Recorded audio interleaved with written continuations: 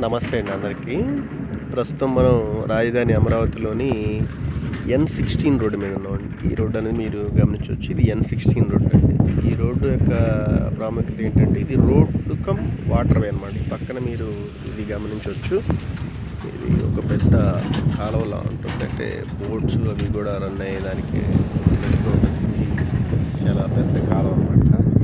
దీనికి సంబంధించిన ఈ జంగిల్ క్లియరెన్స్ వర్క్ అనేది ప్లస్ ఈ రోడ్ వర్క్ అనేది కూడా స్టార్ట్ చేశారండి. వర్క్ అనేది ఇలా జరుగుతూ ఉంది. అలానే మనకు ఆల్టర్నేటివ్గా మీకు అంతకుముందు నేను క్రితం వీడియోలో చూపించాను. ఏదైతే ఈ జంగిల్ అంతా ఉందో అదంతా కూడా ఒక దాన్ని ఏమంటారు,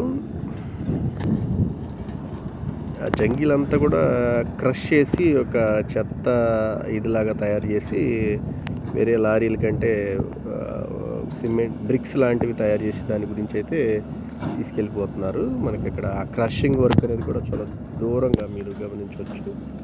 ఆ క్రషింగ్ వర్క్ అనేది కూడా జరుగుతూ ఉంది. ఇది కూడా జరుగుతూ ఉంది. ఈ road N16 road come water way work అనేది స్టార్ట్ చేశారు. ప్లస్ ఆటోమేటిక్గా ఆ క్రషింగ్ వర్క్ అనేది కూడా జరుగుతూ ఉందన్నమాట.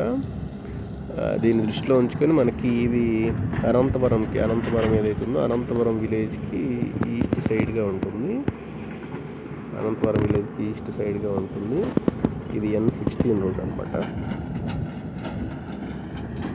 ఈ పరిసర ప్రాంతాల్లో ఎలా ఉంటుందంటే ఇది అనంతపురంకి సంబంధించిన 1-2 కాలనీలు plus Thullur revenue, Pichukalapalem revenue, దొండపాడుకు సంబంధించిన కొన్ని కాలనీలు అనేది ఈ రోడ్డు అనేది కవర్ చేస్తూ ఉంటుంది.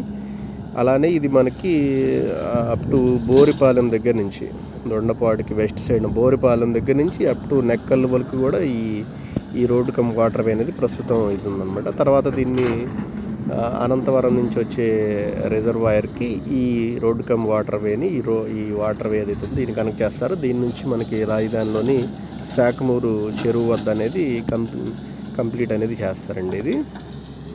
దీనికి సంబంధించిన మరిన్ని వివరాల కొరకు మరియు ఈ పరిసర ప్రాంతాల్లో ప్లాట్ల అమ్మకాలు కొనుగోలు కొరకు సంప్రదించగలరు. Thank you.